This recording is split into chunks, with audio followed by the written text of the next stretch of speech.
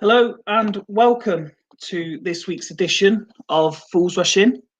I think it's fair to say it's been a strange few days, both for the country and the world. And no matter what side of royalists, anti-monarchy, whatever, you can't help but have had been affected in some way by what's happened. So it took us a while. It meant there was no football, obviously this weekend, and it took us some time to decide whether we were putting a show on tonight or not, but we decided we wanted to, and we hope over the course of tonight we're able to offer you our usual splash of Stfc debate, a lot of interactivity, and probably some chaos and carnage. But in the meantime, it's my pleasure to say hello, good evening, and welcome to Fools Rush In.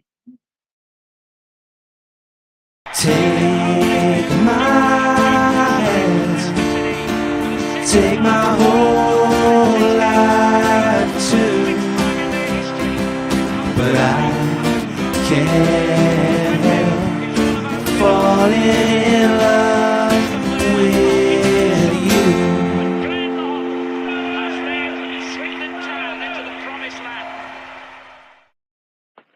And let's start, as we always do, by welcoming tonight's panel, and it's a very warm welcome back to Woody. How are you, pal? Good evening. I'm not too bad, thanks. I feel like I'm refreshed after my well-deserved sabbatical from the show. You certainly were sorely missed, and it is a pleasure, as always, to see your happy, smiley face joining us. Next up, let's say hello to Mark. Good evening, sir. Good evening, Mr. Fife. How you doing? I'm very well. Yourself? Yes, very well, thank you.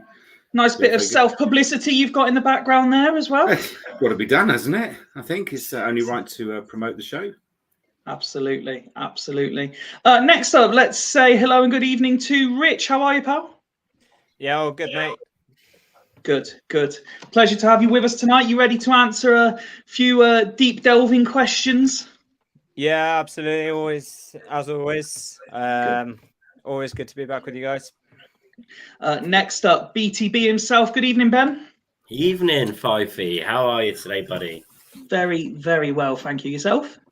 Yeah, cracking form today, mate. Looking forward to the show. As am I. And last but certainly not least tonight, it's a very good evening to Ned. Good morrow, ladies and gentlemen. Good morrow, sir. How are you? Wunderbar. Dankeschön. Glad to hear it. And hello to everyone watching on YouTube, on Twitter, and on Facebook Live, because we've got the hang of it now and we're available on all these different platforms. The chat is open if you are watching via YouTube or Facebook. For whatever reason, Twitter comments doesn't seem to work, but I do have the feed alongside, so I will see those as well and answer as many questions as possible. As I said, gents, it was a strange weekend, wasn't it, without the football? So it took us a little while to decide how and what we were going to do. But we thought it was important to do a show. So let's delve straight in and look ahead. We normally do this at the end, but let's look ahead to tomorrow's game as football returns. Ben, Sutton, difficult opposition. Yeah, they Sutton sort of started in definitely a bit like us this season. I think they're going to be a difficult opposition. They're a team that like to play the long ball and quite physical. But hopefully we've got no excuses really, being at home, nice back wide pitch, pretty much fully fit apart from a couple. I think it's a game I feel we should win, but I don't know if we will, but we should do. How confident are you of winning? Fairly. I think we'll win 2-0. Okay, nice. Nice positive start to the show. Rich, you're normally first in with the review, so let's get you in early on a preview. How are you feeling ahead of the game? I think it's a massively crucial game for us. I think we really, really need to take advantage of this extended break that we've had. I think that we've had an extra few days for Lindsay to actually get it right now. He's had a few more days with the new players that have come in. I think he really needs to address what happened at Gillingham. I know he had his press conference today, but that needs to be shown now on the field. We really need to start seeing the type of football that they promised us at the start of the season, which was fast-flowing, attacking football. I think it's important that he tries and gets his best team out there now, because I feel as if that he's chopped and changed quite a lot over the weeks where we have struggled at getting it right. But now he's got almost a fully fit team, and I'm hoping to see the main man Ellis back in the squad tomorrow. Really hoping, because I feel as if that he has been a missing link. Whatever position he plays for us, he seems to just always boss it either way. So whether that is playing left back, centre mid, left wing, honestly, I think just having his presence back in the squad will be massive. But Where do you think he's going to come in, Rich? Where do you think he's going to play? Don't know. Probably, I reckon he should hopefully come in midfield, centre mid. Yeah. Because I feel as if that we've got all the fullback positions all locked and loaded, really. And unless one of the fullbacks has a really bad game or something like that, then hopefully he won't be needed a left back. But either way, I just want to see him back in the squad. Even if he's on the bench, I think he'd just be a massive impact sub as well. But I think, but it's not just down to Ellis. I mean, it needs to be down to the rest of the team, really, and they all need to pull their weight tomorrow and get the best result possible. And I feel as if for Lindsay at this point, anything less than a win is really going to put even more and more pressure on him to grind out results in the next couple of weeks or so. And I think it needs to get to this point now where if something's not changing, when is it going to change? I agree. And I said, I think it was on the last episode, that Ellis coming back would be a massive boost. Let's go to Woody next. You confident for tomorrow? Yeah, I'm relatively confident, mainly because I'm there. And I seem to be doing all right at the County Ground this season with that one win that we've had. I didn't realise that Ellis was fit for tomorrow. If he is, and like you've just said, Fifey, if he is, that will be. I still stand by what I said the other week about it being our best signing. If we can get him fit again, ASAP. But I just hope they're not rushing him back for the sake of, whether it's to fill the squad or whatever, when we've been sending players out on loan. Sutton in general, I have to disagree with Ben. They haven't had a mixed start. They've won 3 times as many games as we have. Including recently a win in the EFL Trophy, which we've already, as much as we could have a look at what we think of the competition. Momentum is key. And they've had 2 wins. I think it might even be 3 wins on the trot now, if you count that game as well. So I think they are going to be tough. I do agree with Ben that on our pitch, similar to last season, we might look better. But Mark and I both alluded to it offline. To be honest, I really don't care how we play tomorrow as long as we win. I think we're now at that stage where we need to get just 3 points somehow onto the table. And I just think, it's. I think if we don't, you could look at how nice we're playing, and we'll get the people saying that Lindsay's got to still implement his own style and all this kind of stuff. But for me, we haven't seen, as Rich said, we haven't seen that football yet that we've been promised, except for one game against Rochdale. So tomorrow we're at home. We haven't lost at home yet. So apart from the EFL Trophy, but let's give it all tomorrow, because I think tomorrow will be the last Tuesday for a while where we get a half decent crowd as well. So give them something to be entertained with. Ned, just before I come over to you, messaging on Twitter, potentially a tricky game tomorrow night. There'll be a physical side. Just hope we can get into them and claim 3 points. Do you agree, Ned? Is winning the physical battle half the challenge tomorrow? To be honest, I know it sounds a bit of a weird thing to say, but we're good. We're good enough to beat anyone as long as we implement our own style. And this is what me and Warren have sort of alluded to with every single game that's elapsed in the last sort of calendar year. But we're good enough to beat anyone on our day. So thank you, Mike. Yeah, I love when a Ned comment comes up when he's talking because it just throws him right. It's I mean, we're good enough to beat anyone. So we just haven't shown any attacking prowess, and at some point it needs to kick in. And I said, I mean, a few weeks back now, that I fully expected to get 9 points from the next 3 games.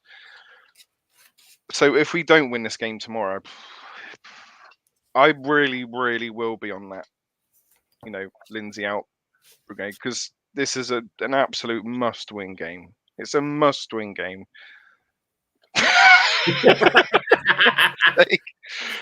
What you can't see is what you can't see is it's all just down here. Move 2 minutes before, which I'm not going to show you because it looks like a skaghead's been living in there for the last 6 months. Dirty, no drug paraphernalia. Just like to stress that in my work office. But yeah, go back to the game.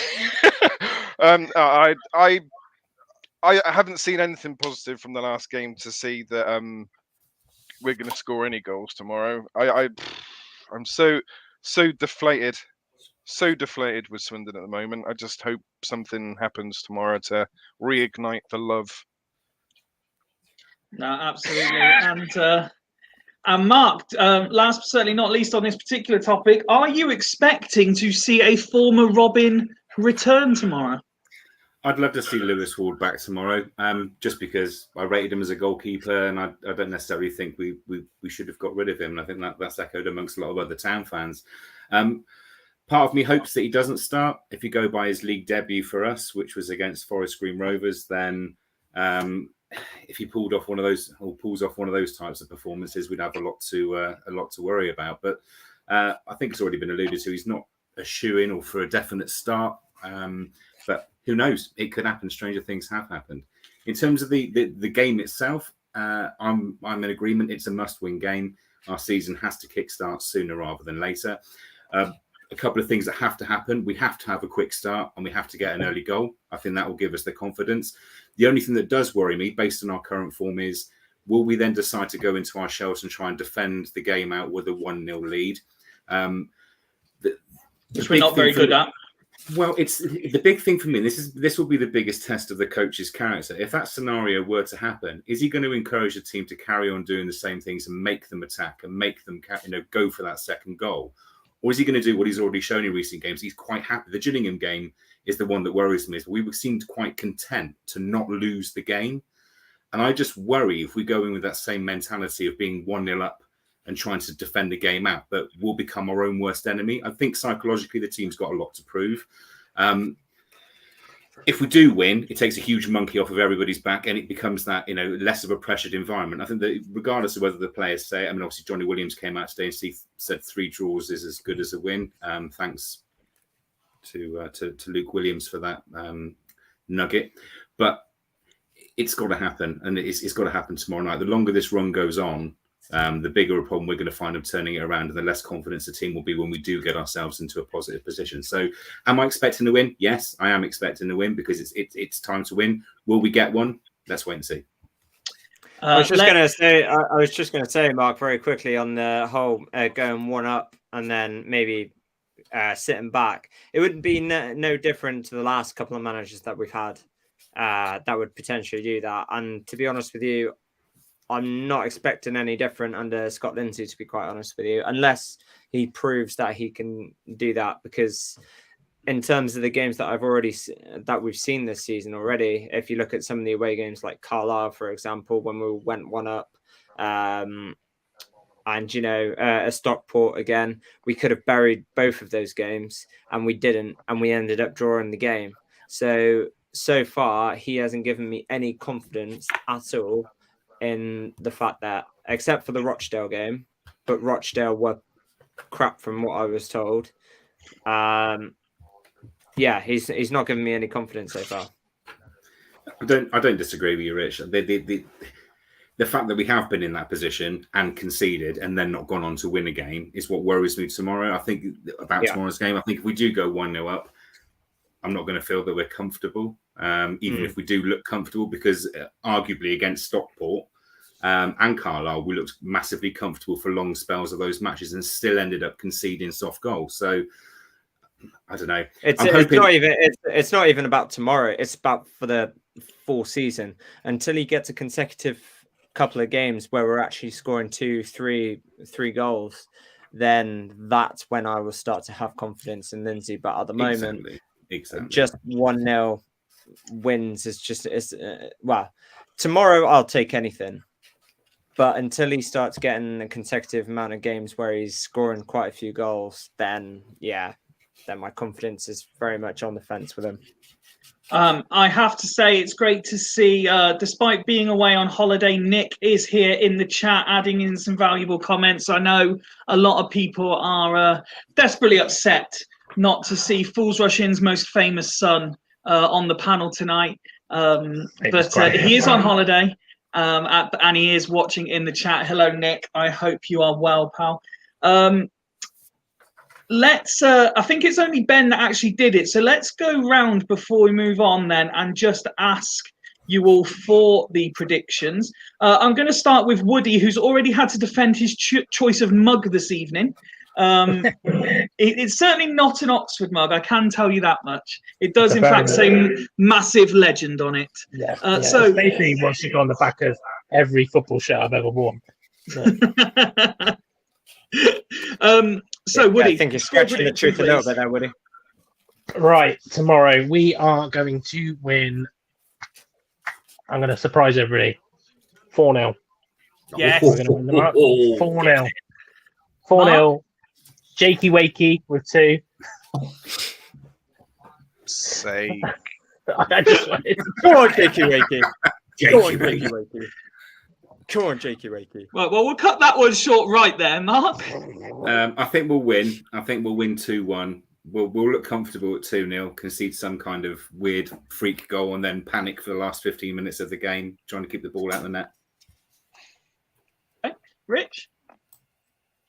God. Rod?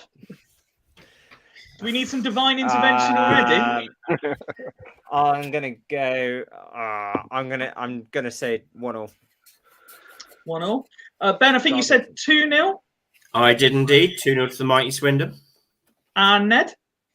I don't want to say it, but I think we'll be absolutely all over them and we draw 0-0. Excellent. Yeah, fair enough. So now that you've done that, I'm going to have to throw my prediction there to get it back on a really positive. I'm going to say 3-0 to Swindon. Got a couple of 3-1 predictions coming in the live chat, and I've just got Danny's up there, who's also commented on Twitter that in all seriousness, she's looking forward to tomorrow's game, but anxious about the starting lineup choice. Gets it on the money, and we get the early goals. It will be electric. Dying for a win, feeling confident. Needs to start Jeff Bott and Jakey Wakey up front. We've got another 1-0 prediction there as well. And there's Nick already joining in with the with the off-camera bands between the panelists. Let's move on, Woody, because it's another big weekend in prospect for the ladies team, isn't it? For the women's team, they're back at Foundation Park. Yes, back at Foundation Park. Bournemouth, be an interesting, definitely be an interesting game. Very good side. You doing that for? Oh, right, I see what you're doing that. No, not really. They just worked really. They just worked well in the past few years. I think it'd be a different type of game to what people would have seen previously. And from what I heard, the football was relatively decent against Larkle, so But yeah, Craig and Joe were very, very positive afterwards when they were speaking on that episode.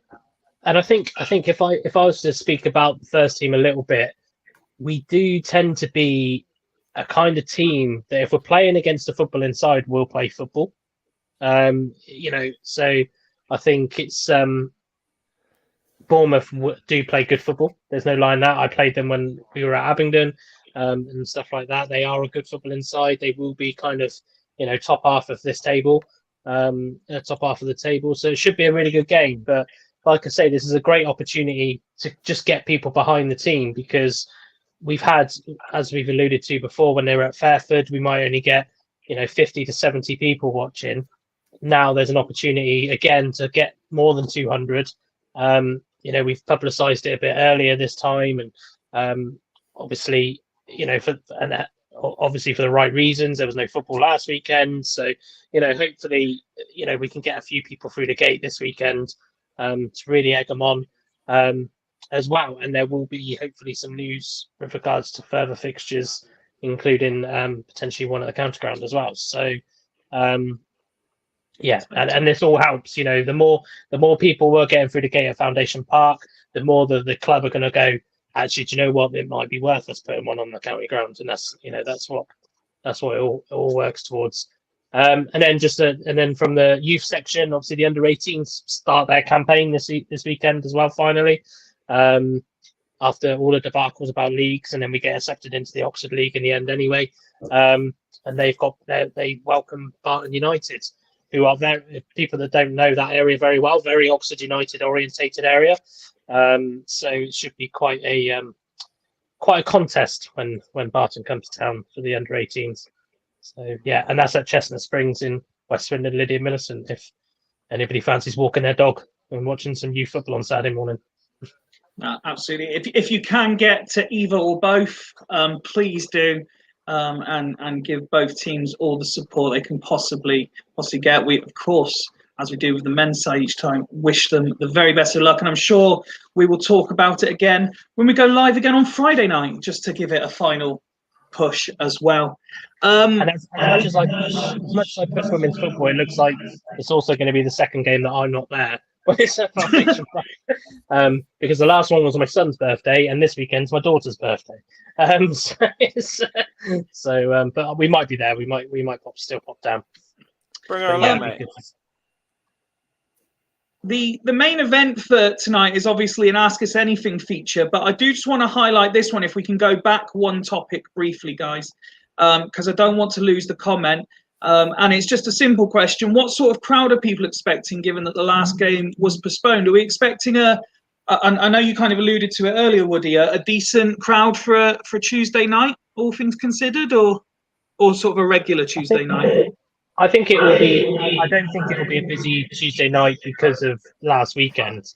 It's probably the last Tuesday night game before the winter starts. Really starting to have an impact on games. But I do think that yes, not having a game, but then with all due respect, money does come into it. There wouldn't have been refunds necessarily, I don't think, for the game just gone on Saturday. I don't know what the club did on that, but so will people have the money realistically to part way with another 20 odd quid? I don't know, but I'd still like to expect at least 7.5 maybe there. I think would be a realistic, because I don't know how many season tickets we're at now. 5.5, is it 5.5? Yeah, it's about that. So yeah, to get 2,000 punters through the door on the day.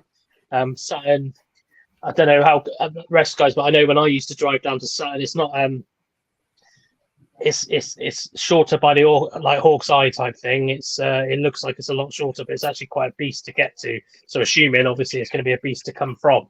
They might bring about 12. I was really expecting some inspiring figure then, Rich. No, I honestly, though, I think from our point of view, I think there'll be about 8.5 there. I reckon. Okay. Everyone else agree? Somewhere around that 7.5, 8.5. I think it'd be around about 8, roughly, maybe just under 8, because they got no fans. But that was worse than what I said. That's not worse what you said. You said 12. I said didn't got any fans.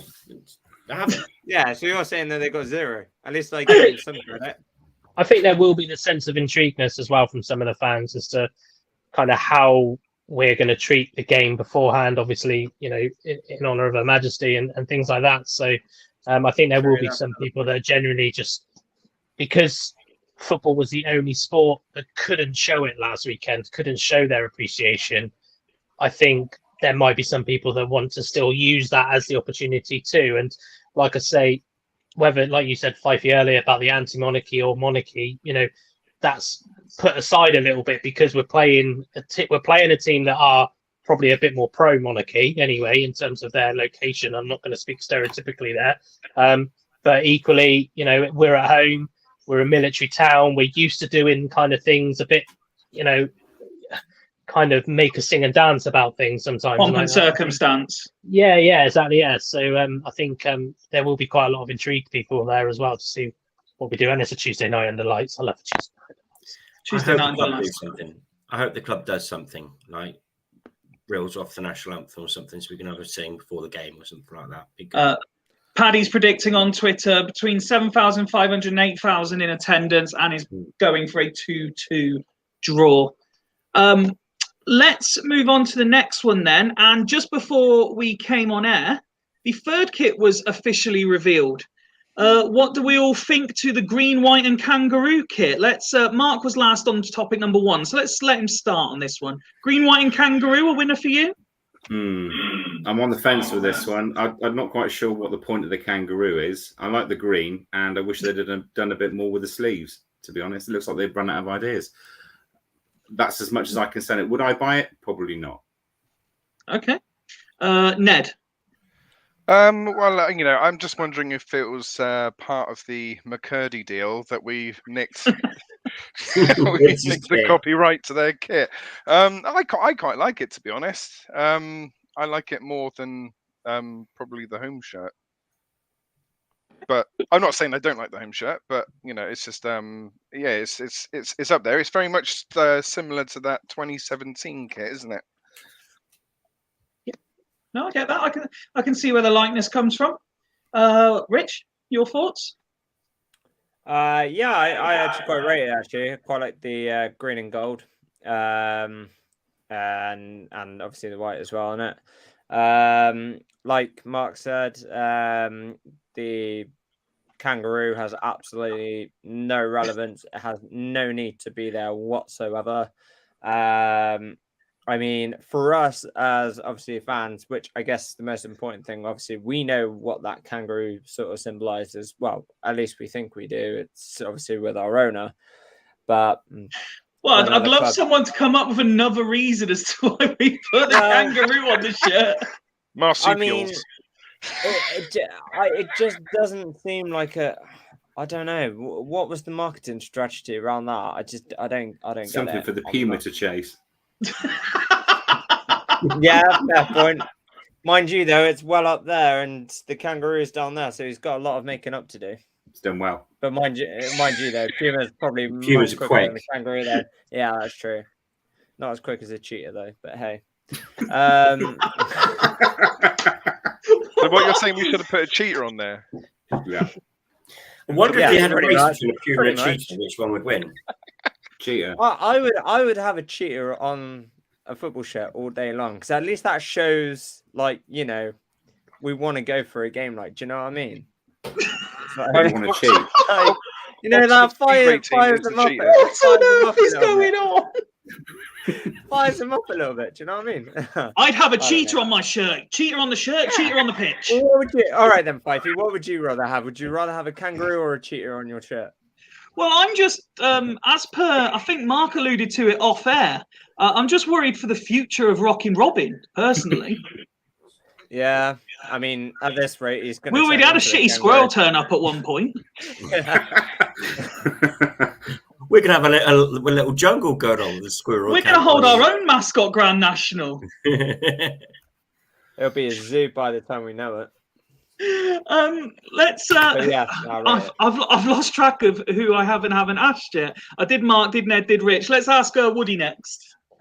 I quite like it, and I do actually quite like the kangaroo. only because I think for me it's just it's just that kind of little touch that pulls it away from being the kind of what word am I looking for, the template, pulls it away from being a Puma template a little bit. But yeah, I like the kit. I think it's a lot better than that one that we had in 2017. That was, I'm sorry, Rich, I know you're a fan, but that was gross, that one. I really didn't like that one. But yeah, I think I've said it off air. The only thing that irritates me about it is this whole limited stock thing, and the fact that it will sell. It feels like it's going to sell out tomorrow night. So for people that are in this day and age at the moment, they're potentially 2 weeks away from payday. They're not going to be able to get one because I can't get my head around the ordering process sometimes, and it does wind me up a little bit. A simple survey out to even the season ticket holders would have told you kind of potentially how many we might need. And for that reason, like, I'm not in any position to buy one. I'm not rich, so I'm not in any position to walk into the shop and buy one. But I would like to. But I've got a feeling by the time I am in a position to buy one, there won't be any left. It's one of those ones you look at it as well, and I go, actually, do you know what? That's one that would look good as a mini kit as well for like the kids and stuff. See them rocking up to the foundation courses and all of that. I'd love to get Arlo one of those if they were doing it in that as well. No, absolutely. And Ben?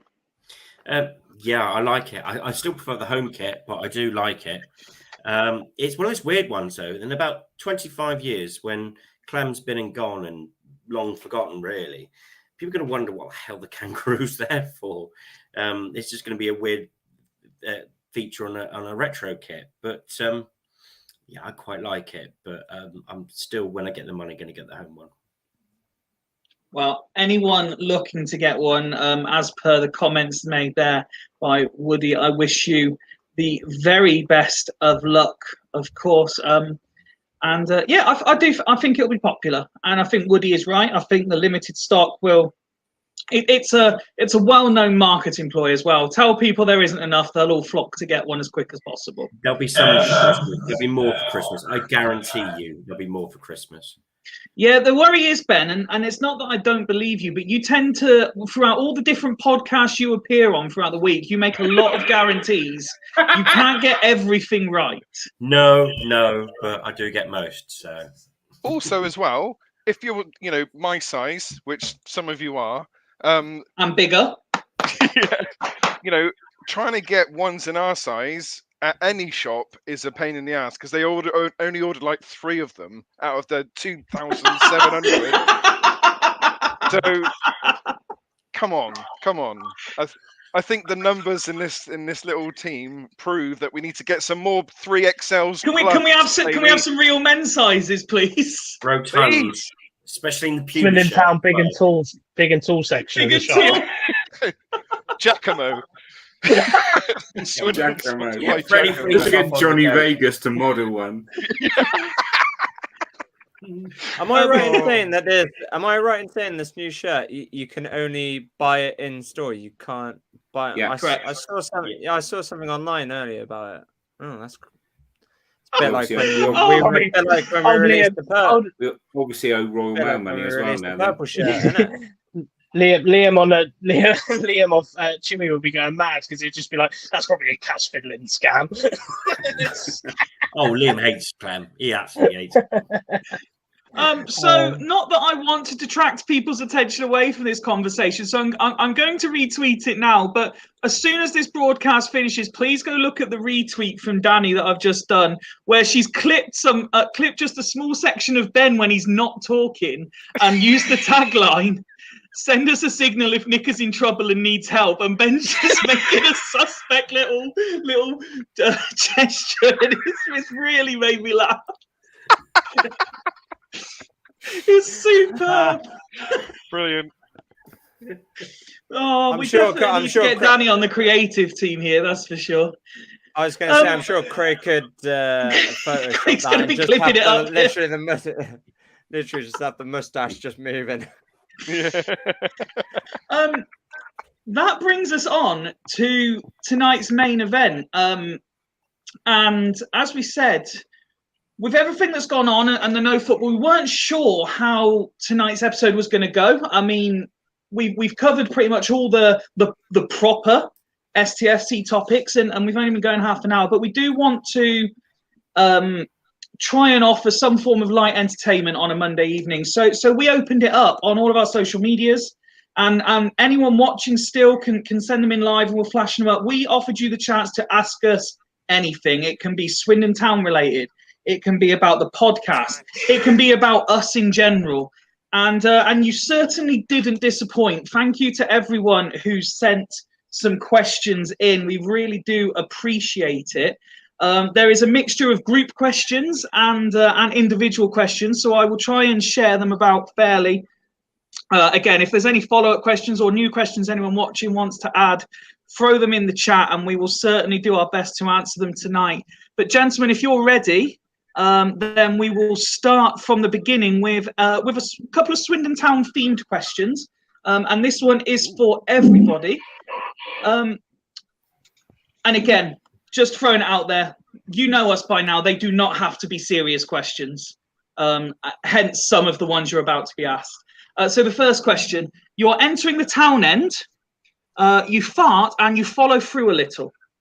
Do you A, graciously retreat home and miss the game? B, dump your undies in the town end lose? It won't affect the smell, in brackets. Or C, go to your seat and sit in it. So I am going to go, given that he has gone instantly head in hands, let's start with Rich. No comment. No comment was not an answer. What did you last time? I don't know. Oh my god. I don't even know where to start. Well, A, B, or C. I'd probably go A. Ben, it's a long way for you to go home. Yeah, I wouldn't. And I'd have to, well, it depends. I'd have the kids with me, and they probably want to go home if I'd done that. I wouldn't blame them. If I was on my own, I would shoot off to the toilets. If I had the kids, I'd be just turning around and going, sorry lads, I'll get a drive-through. Sorry lads, we'll get a drive-through. Ned? Well, I thought of my answer before he gave the choices. Oh, nice. And I was going to say... I respect that. My answer is B, but I'm not just going to leave in the toilets. I'm going to lob it at the away keeper when he on our end. I thought that before he gave the option. So, and there's a poo on the pitch.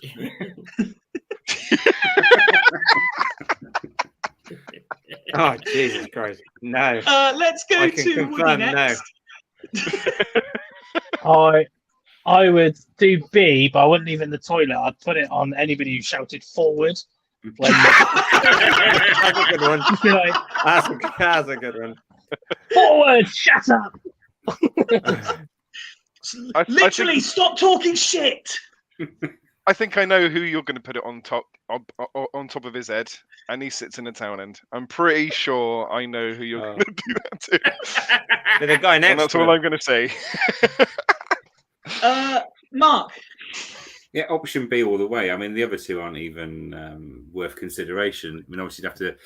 I mean, I do like Ned's idea of throwing it at the opposition goalkeeper, maybe singing it's all as he's taking a goal kick, just going, "You're shit!" Ah! But yeah, I mean, why would you want to go home? I mean, to be fair, generally speaking, in the town end, it either smells very strongly of alcohol, urine, or feces anyway. So I don't think it's going to be much of a problem.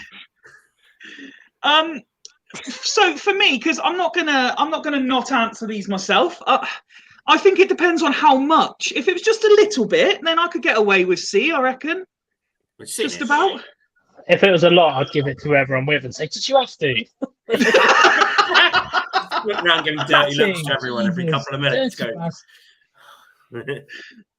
Well answered, everybody. That's a nice loosener to get us going. As per the one as per Danny's comment I've just flashed up, if you guys want to answer the questions, you don't just have to ask them. By all means, answer them as well and let us know your thoughts. Let's move on to the next one, and this was submitted by our friend Liam at Lower League Look. It's primarily aimed at Ben, so we will start with Ben. Hi, Liam. But of course, you can all answer this because it is a general question. Swindon Town's current first 11, Yes. at its very best, which obviously we don't believe we've seen yet this season, versus last season 11 at their best. Who wins and what would the score be? It's a bloody good game, you know. It's a bloody good game. Best 11 v best 11. You probably would edge last season's team. Just because it's got goal impact with McCurdy. I'll go last season's team. We don't concede many, so I'm going last season's 1-0. Okay. Mark? Last season's team wins by 2 goals. I think if we're going by what the score would be, I think McCurdy up front would be an informed McCurdy against our defenders. I just think they'd have the edge, and obviously with Louis replaying as he played last season, and Jack Payne in that side, how can it not be last year's or not be last year's team? Okay, let's go to Rich. Last year's team. All day. Thank you for the input. Nice and detailed. Love it. Easy answer. Woody?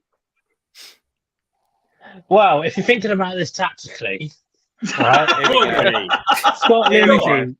Scott Lindsay would be like, right, there's a little lad up front called McCurdy. Just wind him up to get him sent off.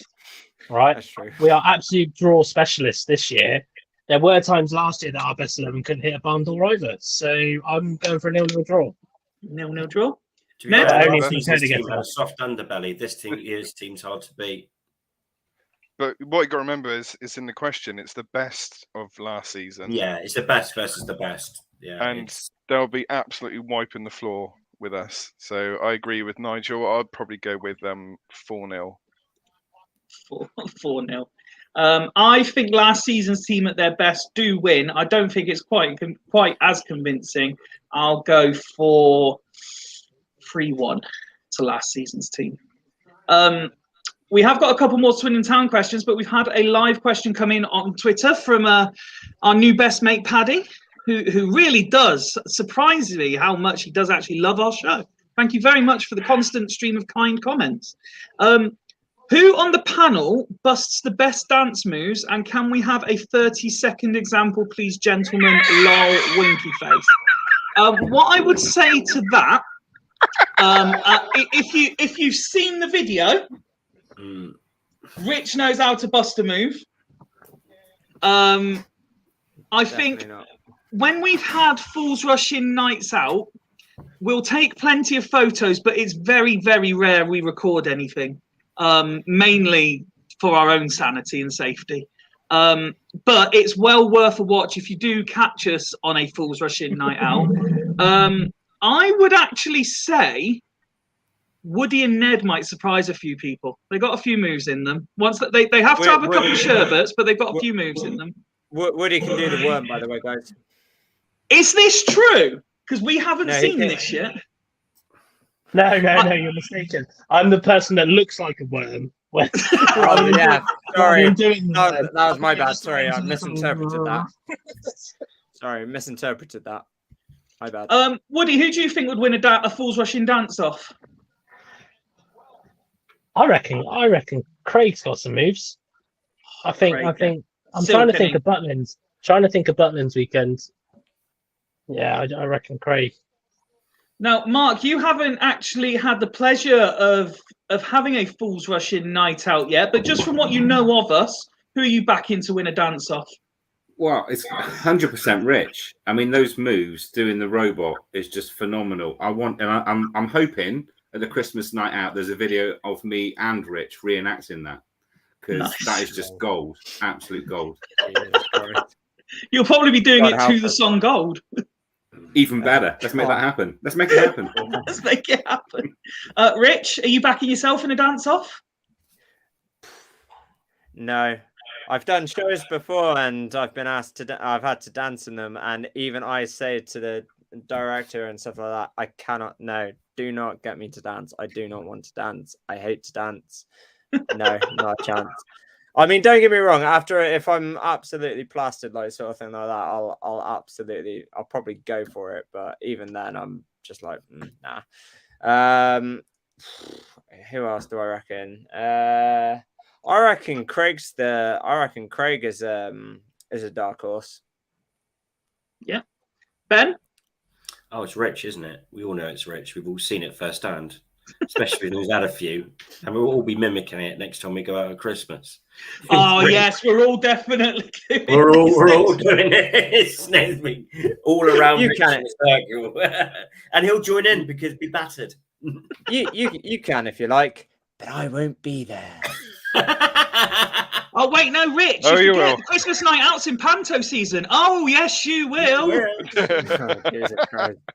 Richard's too busy Ned. in the panther. Oh, Ned, man. I've already classed you as one of the surprise packages in this dance-off. Are you backing yourself to win it? No, No. plain and simple. No, initially I went to Rich. However, then I thought Warren, because he's massive, and he actually can dance. And then also, I was thinking, as a bit of a dark horse, Drunken Ben. Oh, drunk Ben. Because I think all the rhythm and everything disappears, and then it's just like a freestyle expression of Drunk uncle at a wedding. It's art. That's what happens when I'm drunk. It's called art. Expressional, avant-garde art. I hope that answers your question, Paddy. And by all means, if anyone does see us on our Christmas night out when that's arranged, you can let us know who wins the dance-off then. To be fair, Thank you for no one backing me. I appreciate it because I wouldn't win. However, what I would say is songs with a dance routine, like the Casper slide, for example, good at them. I could do them. Macarena. It should be mentioned that Paddy and his friend Denzel are exceptional dancers. Is it? Is that right? Yeah. Ask Paddy about Denzel. He's an exceptional dancer. I'm sure now you've mentioned it, we will get a comment about this shortly. Let's move on to the next question, and it's back to the Swindon Town ones. And Rich, I'm going to start with you on this one. Big fans of Wakeling on this podcast and in the fan base generally. However, there's been some disgruntlement at the recent use of the nickname Jakey Wakey. So the question we've been asked based on that is, what is the best primary school nickname you can remember from school? By all means, comment your, because I know your thoughts on this. If you want to discuss Jakey Wakey first, by all means. I mean, that has got to be the most abysmal name. I mean, who the hell has actually come up with that? I couldn't say who the original source was. Oh, right, okay, no worries. Oh, was it? Yeah, those strangers. Oh, well. Anyway, it doesn't matter. That name just needs to go. I mean, probably had. It was probably my. Well, I mean, hardly anybody calls me Richard. Hardly anybody. But probably my. If people were just like, "Oh, Richie Rich," is probably my tag, to be honest with you. But I just did that because there was no other bloody names available for my Twitter or my Instagram. So that's the only thing I came up with. If it wasn't for any of us ourselves. Money was certainly not my nickname at school. Rich will have the new shirt, by lads. Just to be clear, Rich will have the new shirt because he can. No. I bet like Rich is so glad he come on tonight. So guys, let's broaden out. They don't have to be your nicknames. Does anyone remember anyone having some genuinely good nicknames? I mean, let's be honest. So Fifey isn't an original nickname. So did anyone have any original nicknames? Was that your original nickname though? So at primary school, I didn't really have a nickname from memory. I got Fifey in secondary school when I went to Headlands, and then Fifey kind of dropped when I moved up here, but it slowly started making a comeback since I found my fame on this podcast again. But yeah, did anyone remember any friends or possibly even kids that I got go on? at secondary school, or just after secondary school, around about that. That's because my name's not Benjamin; it's Benjamin. I had an Australian midwife, Benjamin, and she spelled it the A and the I the wrong way around on my birth certificate, so I got Benjamin. So my parents kept it. So do you tell people that just to make your name a little bit more interesting? No, I bloody hate it. Because like, when I write my name out, Benjamin, it's like you can't even spell your own name right when I do job interviews or anything like that. So I've usually put it the other way back around again, and it's the A and the I. But yeah, that's I don't like it. I wish it was Benjamin. And let's just stop the presses for a second. I have received a message that someone is backing me in the dance off. That's all. Carry on. And I'm not uni, so I look like Jared Rebecca, apparently, when I had hair. Wow. Anyone else have anyone at school that had any really original nicknames? My brother had some pretty cool nicknames at school. All mine were like Big Mazzers and stuff like that. What are you called Ned? Ned. Oh, that's an interesting one. That's a good one. Why don't you do? Yeah, okay. So, for God's sake. So here we go. First time me and the wife made love. Oh, we're going now. Maybe we don't want to know. I suffered from a bout of cramp, and I went, "Oh, cramparoonie!" And so then she called me Ned Flanders and Ned. But yeah. Holy shit. But yeah, so that's that. What but a story. My brother, because my dad was in the Second World War, my brother was called General at school, which was pretty cool. Yeah. And he looked a lot like Lee Sharp as well, so he was called Sharpie as well. Sharp. The other one. Lee Sharp, good player. Lee Sharp. Any other memorable nicknames from anyone's childhood? I've been trying to think of mine, but all of the kids in my year, we just got E put on the end of our name. Although I'll be honest, so I'll throw it out there just because I'm not afraid to make myself look stupid, as you guys know. I once went into school on a dress down day in my Swindon shirt.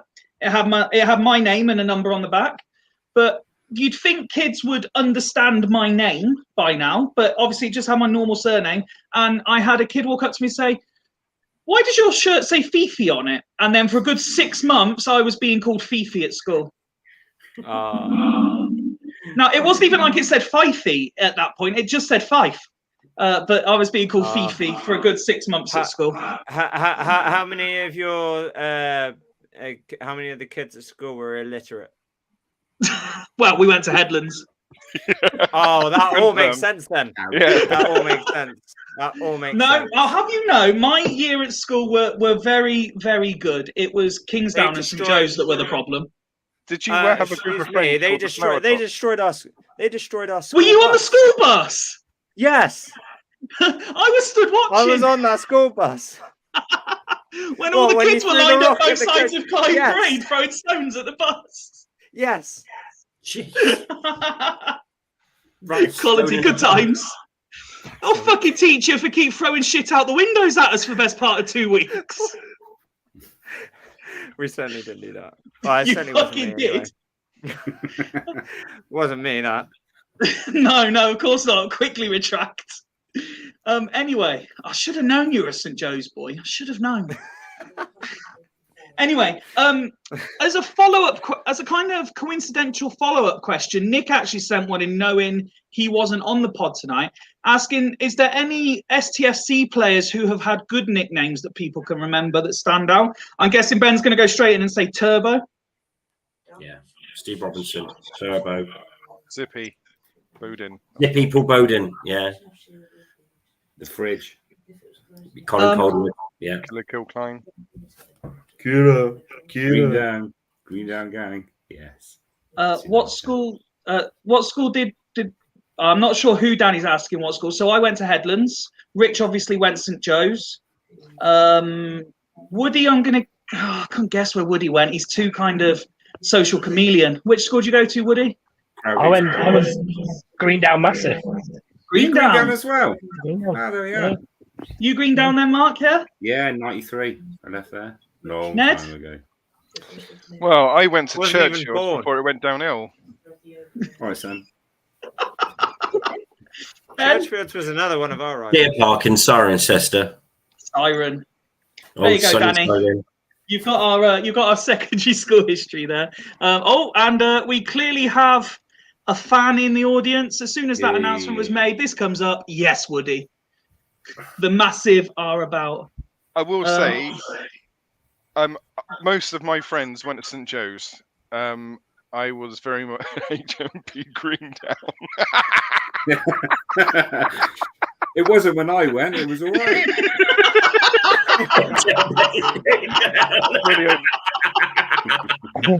Went down there after Mr. Matthews said. Beautiful stuff. Yeah, so there was a massive fight when I was in one of the first, 7th or 8th year. There was a massive fight between St Joe's and Churchfields, and I remember I can't take part in this because it's all my mates. I'm not going to fight against all my mates, am I? But Ned, yeah, I was wondering where that rivalry started, because even when I started school, our rivals seemed to be Churchfields. I never understood why. Now I know. Yeah, but for the reason last being- 5 years, Rich, you haven't been allowed to fight at school. Yeah, guys. Yeah, well, to be fair, yeah. I mean, well, everyone hated Churchfields, didn't they? I mean, it was like Oakfields, Dorcan. They all hated Churchfields as well. So The irony, so obviously I didn't come back to Swindon until year 6 when I went to Gorse Hill Primary and then moved up to Headlands. And I was always told, Headlands and Herriard, there's the rivalry. No, nobody gave a shit about Herriard. It was always Kingsdown and St Joe's that people didn't like when I was growing up. Always.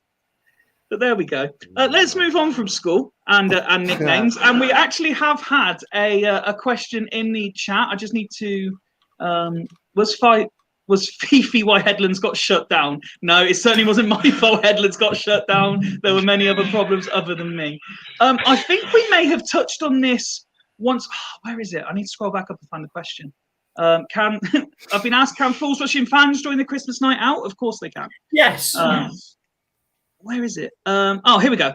I think we may have touched on this once before, but we have been asked, as you can see on the screen now, do the panel think it's okay to follow more than one English league team? For me, it's only ever one team and nation.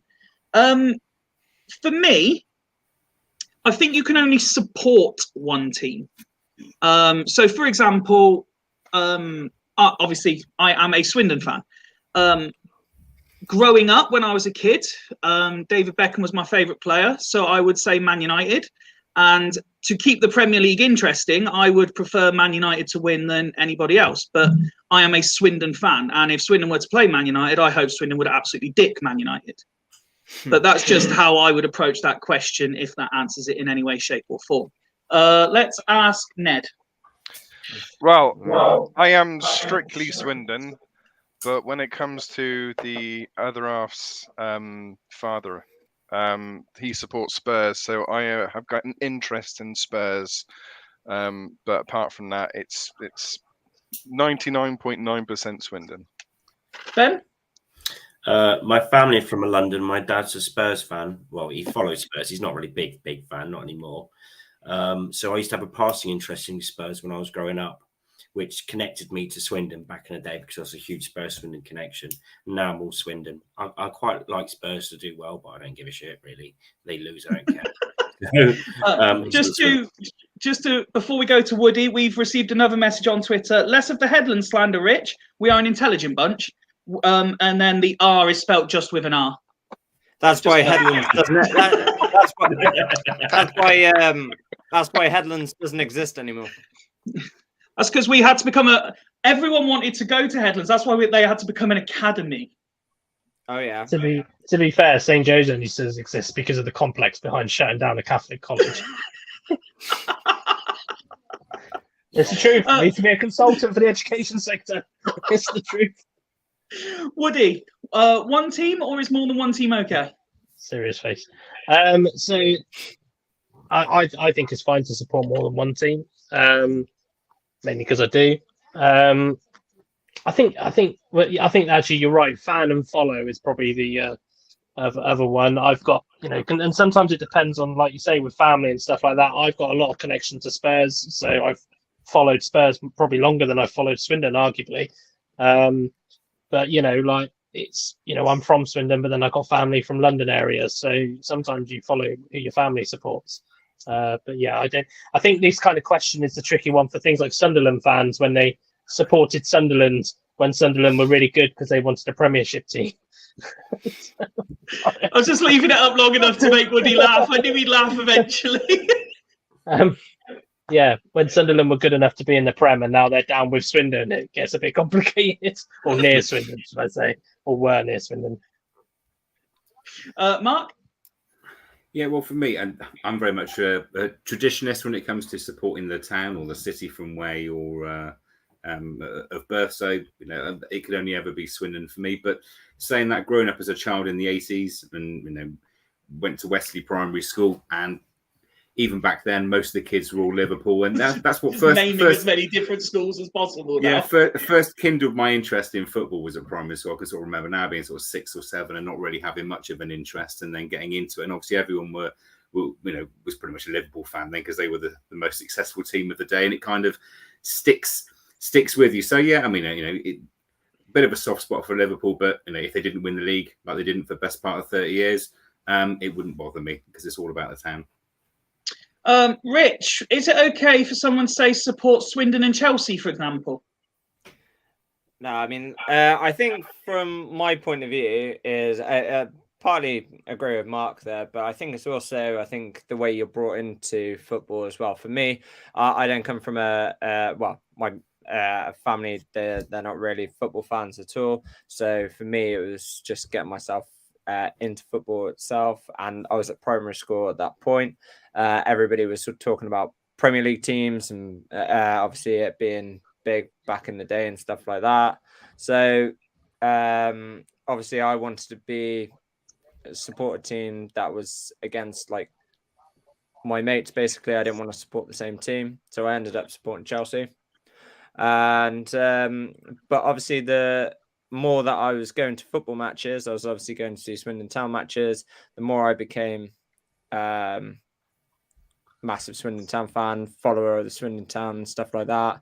And then star of arguably the third biggest podcast in STFC fandom. Yeah, exactly. So for me, and obviously I think my interest of Chelsea has lowered. Obviously I still back them and still like that. I still keep up to date with them and stuff like that. But it was really upset when Roman left. To be honest with you, I don't rate this Todd Burley at the moment, to be honest with you. I thought I'd like him. You hashtag Tuchel in. I am one most bizarre. We won't have time for this, but actually, do you know what? Tuchel was one of my favourite coaches. In fact, probably my favourite Chelsea manager, even before the Jose Mourinho first stint. And I absolutely loved Tuchel. Just loved his positivity. Just loved his passion for the game and stuff like that. And that's what you want as a manager. So I was absolutely gutted when. I think he's the best manager knocking around at the minute. I generally do. I think he's brilliant. I love him. I think he's brilliant. You can't do better. I don't know what they've done. Think if Lindsay goes after tomorrow, we can get him in. Tuchel, I put that in the WhatsApp group. Get Tuchel in. It's available. Gents, we move on to some more sort of personal questions now, away from STFC, looking at the ones that have been submitted. Woody absolutely loves when it moves away from STFC and becomes personal. People just wait for my biography to come out, to be fair. The first one, you're stuck on a desert island and you could take one person with you. Who is it and why? Let's start with Mark. Are we talking permanently stuck on a desert island? Yes. Okay, in which case it's Italia Ricci. End of. Okay, nice. And why? I don't need to explain that one. You need to Google who she is. Rich, you could take one person to a desert island. Who are you taking? Christ. Is this just like anybody in general? Anyone at all? You know, Excluding most people would pick their wife, Anna girlfriend, Kendrick. favorite child. Anna Kendrick. Anna Kendrick. Oh, Ben? She's just stuck a middle. Ben's finger just checking if his beloved is awake or not. either he's going to tell a racist joke or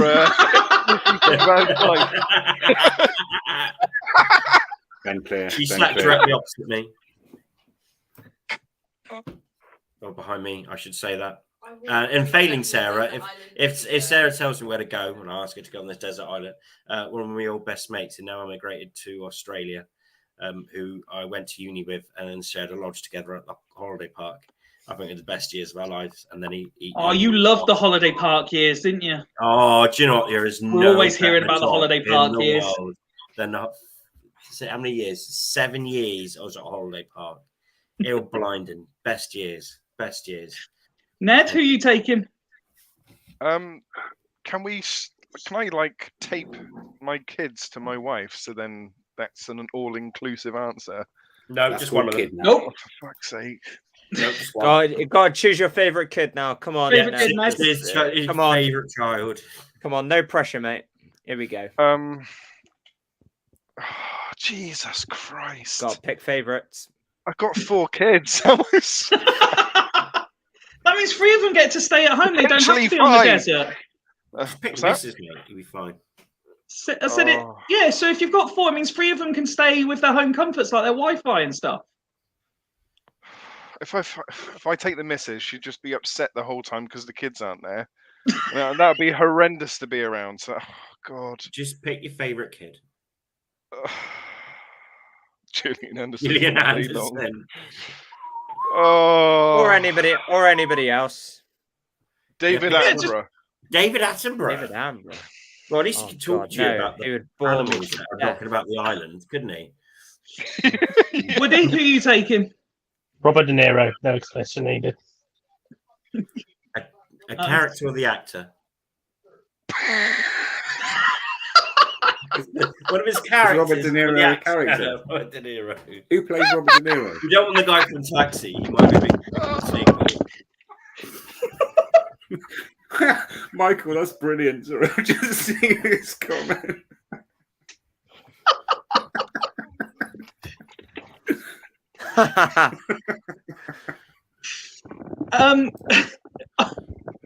Oh my God, who knew this would be the one that turned into carnage? I'm gonna say, I don't think my son would like to be on a desert island personally, so I'll leave him here in England with his mum, and I will take Rita Ora with me.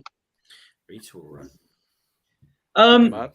What The we next- for the singer or who plays Rita Ora?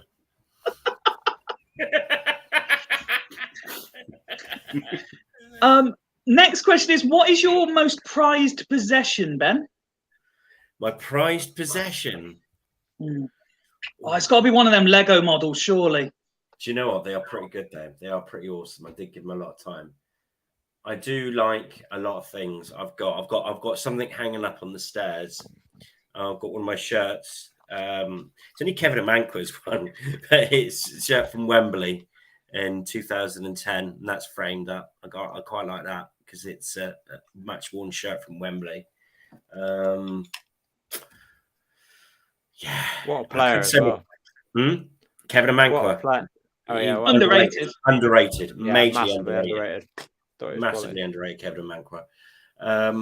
Or it could be my PlayStation. What is your most prized possession?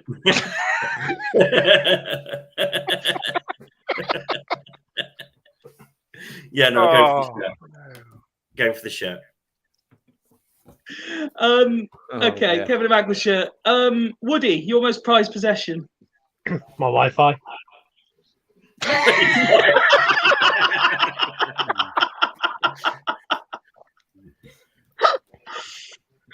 No Oh, you wanna- explanation needed. Nope. Mark, your most prized possession? My Les Paul ukulele. Ah, fairs. Niche. Let's ask Ned next. Do you know what? I really don't know. I'm going to say my car, my MG, whatever it is. It's lovely, but I have to sell it, which is shit.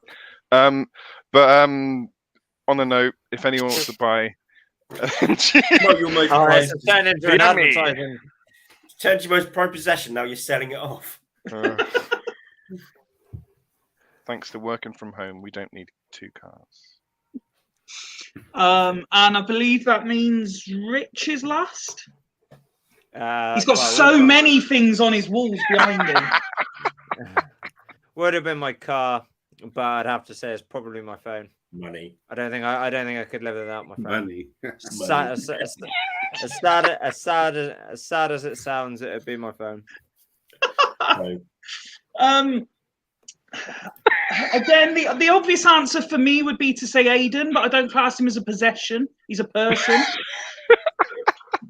So I'm going to say, don't really own much. I'm very minimalist in life. You renting all your furniture and everything. What's going on? What about that T-shirt you're wearing? Someone in fourth. I bought this myself recently. Oh, it's a very nice T-shirt. There you go. Top of the list. I'm going to say my most prized possession is probably. Why do I feel like I'm playing this fine? I'm going to say it's my custom shirt that got made for winning the Championship Manager Super League. Is mine hanging up on my bedroom wall? Yep. I did have a think actually on that. When you were What, an actual talking about serious winning. answer? An actual serious answer. So I don't keep any of the trophies that I get. Like I normally dish them out to the team. I do have the first ever trophy I won as a football coach in like 2000 something. So I've still got that. So that would probably be the prized position. That's a great answer, and actually leads me on nicely to the next one, which is aimed solely at you, Woody. What got Woody into coaching? Yeah, shit, football.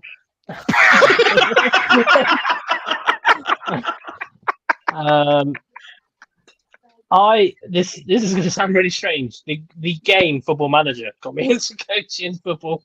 I started coaching when I was 15. They ran a course at Greendale. They ran a course called the Junior Football Organisers course. I was never a massively talented player. I was all right when I got to kind of 18, 19, and then I got injured and never went back to playing. So I just concentrated on coaching after Mate, that. honestly, you couldn't have been worse than me. Hmm.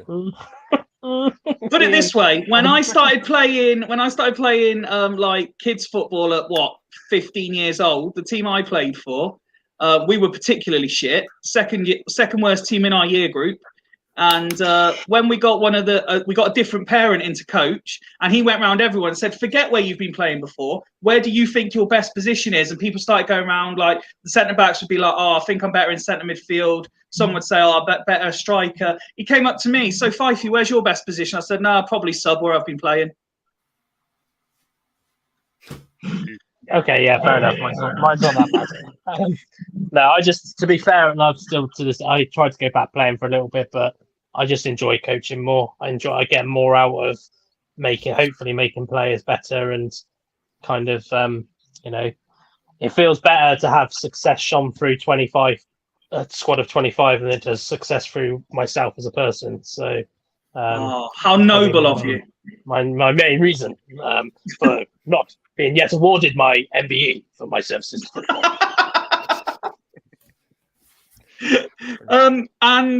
Let's move on to another group question then, because there is another one aimed just at Woody, but we'll leave that one for a little bit. The next one is, what is everyone's most useless or specialist / little known talent? Does anyone have any hidden talents that perhaps people aren't as aware of? Rich, you must have a talent. You seem to be good at everything.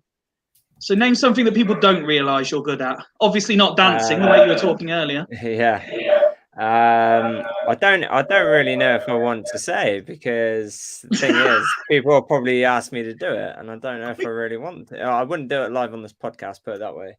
I promise you now, we won't ask you to do it live on the podcast. Once we finish the show is a different matter. We won't ask you to do it live on the podcast. I can sing and I can act as well. Oh. Ben, you got any hidden talents? A bit like Rich, actually. I can act.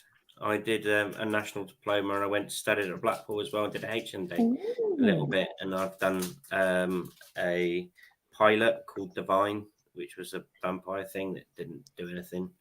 So I did that. Ned? Seems as if that we've got a Force Russian sketch coming up soon. Eric's dramatics. I haven't got anything. I ain't got anything. I'm sure you do. You just maybe haven't found it yet. What? Mark, Sit down. Mark, you got any hidden talents?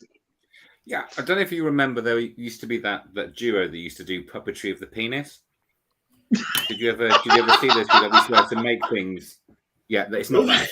No. Oh God! Jeez. It's Do not it now. I just realised what your request was. No, it's not that. No, honestly, I can't really think of anything specifically that is a party trick or a little known talent that I'm aware of, or that anyone's ever said to me. So, yeah, it's a sad state of affairs. Sorry, Woody. Well, I WhatsApped my other half, and I've just been blue ticked. So I'm not sure what that means about my talents. I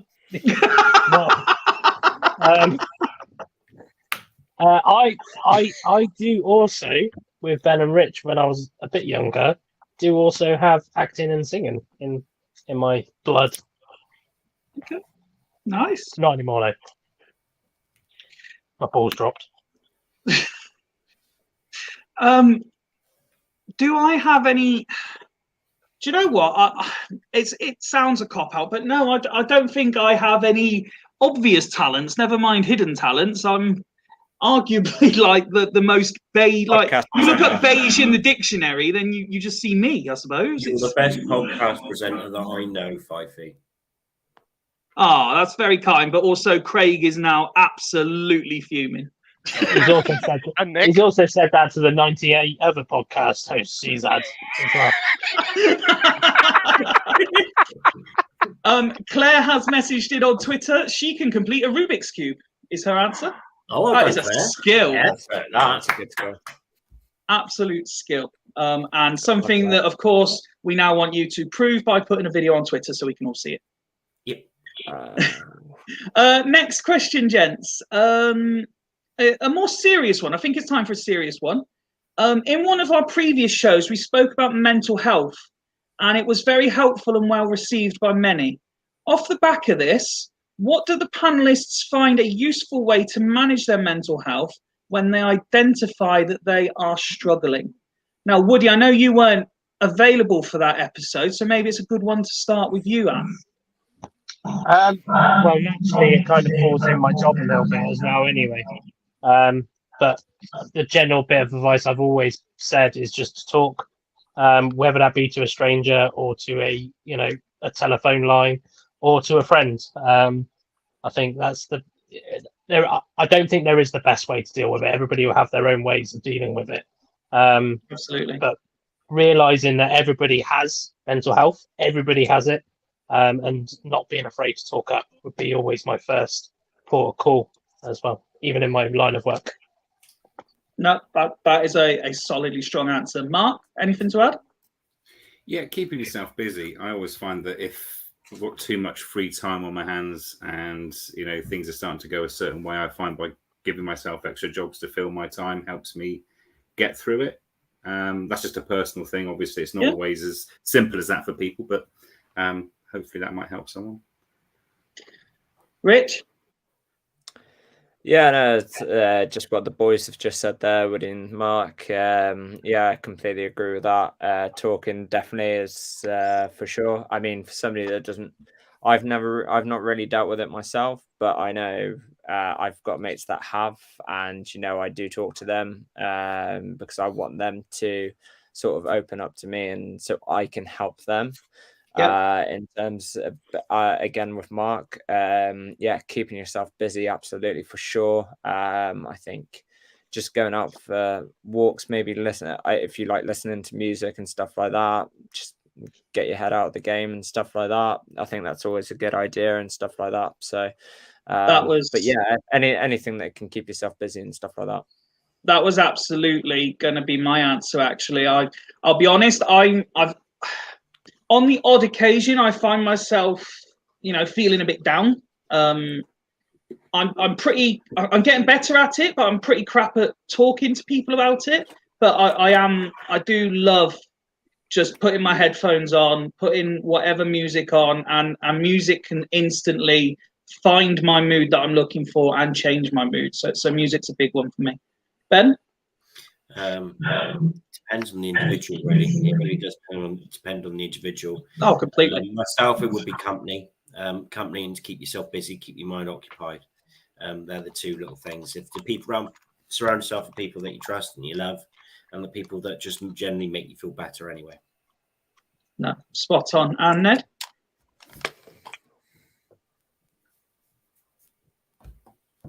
Ned, your mic's not connected in. Sorry. No. Yeah, all depends on what the subject matter is, because if it's to do with the gambling, for me, it's about being open and honest. So getting off my chest vocally. That will, if I have any thoughts on gambling, it would be that I need to just speak to my wife and just say to her, "This is what I'm feeling," and she will indulge me with some conversation and not hold it against me. I mean, I've got an agreement with my wife anyway to say that if I gamble again, then her and the kids will leave me. So I know for a fact that putting up barriers is another thing which prevents me from doing said thing. As the others said, removing spare time, occupying your time, and also taking away, not carrying around lots of money.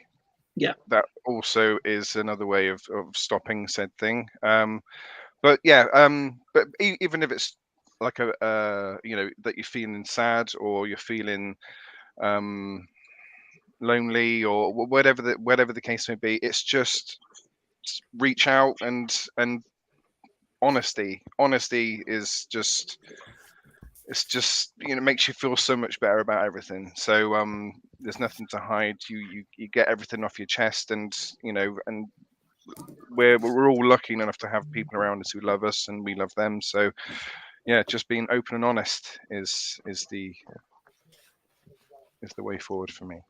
No, a very, very, very true answer, very honest answer, and thank you all for again, even just for that one question, talking from your own experiences and answering so honestly. Let's move on, and perhaps, with the exception of one of the panelists, perhaps lighten the mood a little bit. We've been asked, it's been mentioned a couple of times as a joke, but did Woody ever get that engagement ring?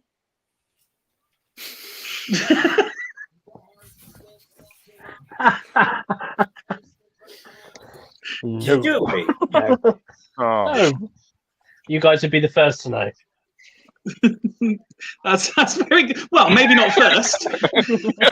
And I'd seek your permission. I'd be like, I've asked the question, guys, and they're okay with it. Did you ask my mum? No.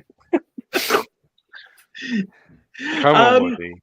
Let's go back to another group question then. Any games stick out in your memory that perhaps didn't involve Swindon? Any games you went to live that weren't Swindon games that stick out? I mean, I know for me, for this one, I think we've mentioned it in one of our old episodes where we did like a get to know you feature before. I mentioned that the first game I ever went to was late 90s, sort of 97, 98 time.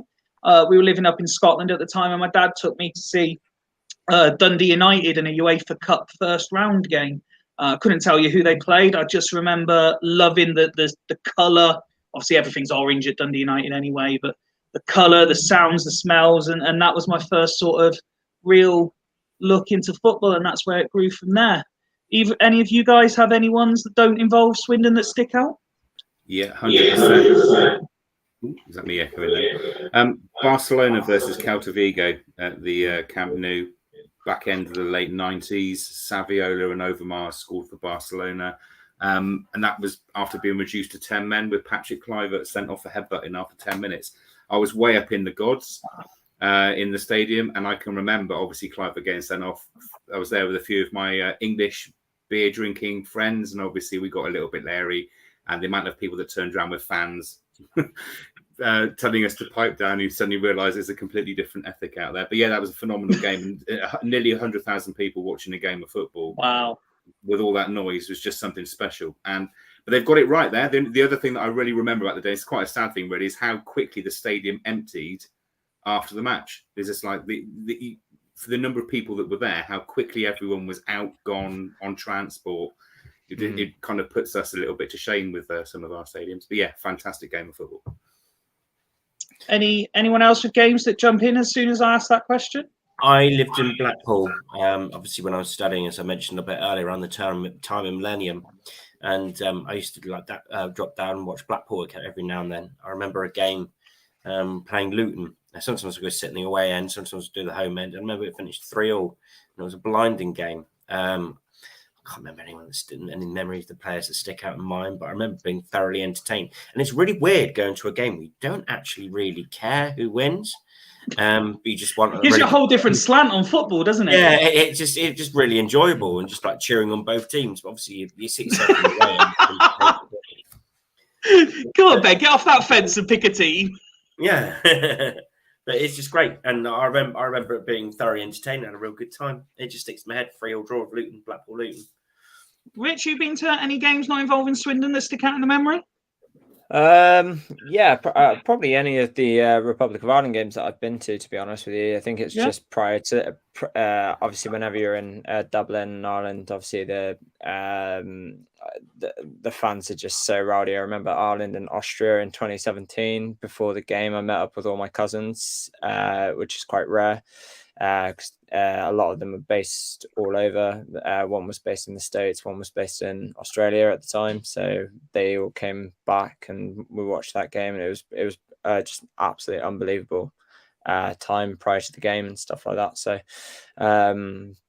the result wasn't great. We drew 1-1, but you know that's what you expect with Ireland anyway. So, but everyone no, used to score draws 1-0. Yeah, literally. But no, honestly, just the pre-match. The thing with this kind of question is, it doesn't have to be the game that is the reason that it was memorable. It's the people you're with, it's the occasion, stuff like that. Woody, Ned, any stick out for you, Per? Go on, Woodrow, you go first. I used to do a lot of ground hopping, so I've seen a lot of games in my time, but one that doesn't involve ground hopping that immediately came to my head was, I think it was about April 2017. Aberdeen United playing New College, and it was just as I had signed kind of to say that we were going to set up the women's structure at Aberdeen United. And it was, I think there was about 3 games left of the season, but Aberdeen needed to win, and they were playing New College, Swindon, in the Lennox Div 1. And they scored the winner in like the 89th minute, I think, or something silly, like really late on. And just seeing the passion, there's only about 100 people there, but just seeing the hot bench just ran down to the corner flag, everybody piling on top of each other. And I think for me, I've always had a love for non-league football, like even really low down non-league football.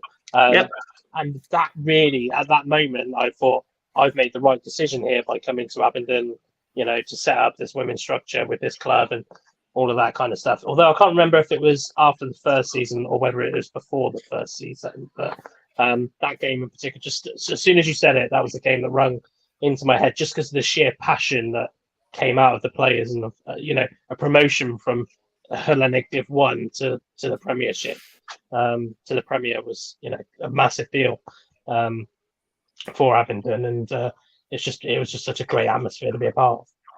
No, mate, that's a great answer. Ned? Each and every match that I watched with my mum and dad and my brother, watching Minehead, playing against teams like Poulton Rovers and all this sort of stuff, was pretty special. They had this striker called Antonelli. Everyone talked about him being this absolute legend, and fucking shit. One game he got sent off, and it's like, come on, Nelly! Then there's about 12 people in the main stand. Oh no, but it's just awesome because it was just, it was with my family, so I just loved it. But also, we went on holiday with my family and a friend's family, and possibly I think maybe even a third friend's family. So I had a massive villa, and I think it was in Menorca. Was going to this like local football match, and apparently the person's son who we was renting the villa off was playing. So it was just like, this is gonna be really interesting. I was only about maybe 6-7 years old at the time, and then we went to this massive like gravel like arena.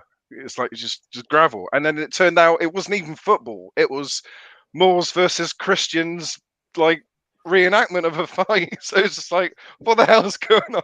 So yeah, that was something that sticks out in the memory. I thought it was going to be a football match. It actually wasn't. It's, mate, memories.